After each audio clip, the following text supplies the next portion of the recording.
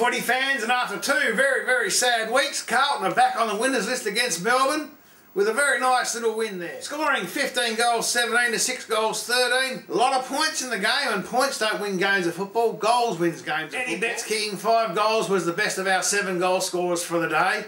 It is vital, and it's been promising to see that all the way through the season. Carlton has a large number of goal scorers, and make no doubt about it, when it comes to finals time, that is what makes the difference. Playing Melbourne, the game itself wasn't exactly a highlight of the football skills on display. It was pretty sloppy at times, very scrappy inside 50.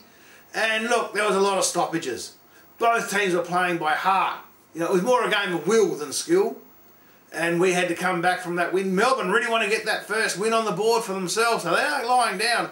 And throughout the week there was a lot of criticism on both Carlton and Melbourne. That's last week, of course. You know, both teams, all their shortcomings, what was going wrong, what could be fixed, whose fault is it, who's responsible. But as far as the teams are concerned, they've got to get out there and play the game and play to win. Some were saying Carlton should absolutely storm all over Melbourne. We had 7 players out, 4 backline defenders, plus we had Mark Murphy, Andrew Carrazzo and Jared Wade out.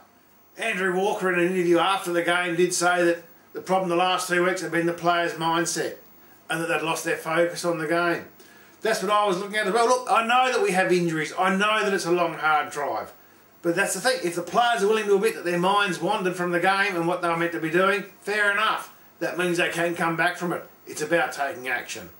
With Port Adelaide coming up this weekend, that gives us a little bit more of a chance to get a bit more system back into the game and build up our confidence and our strength as well.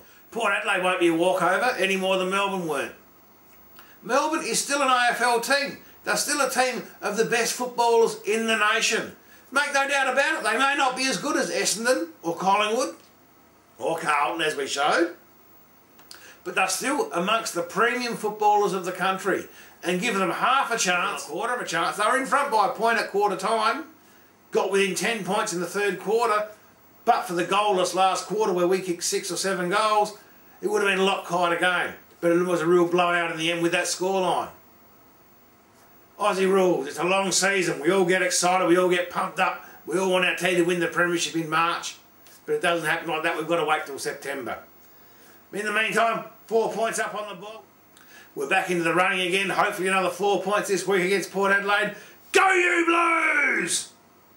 It's the Australian way, the grand final. Shout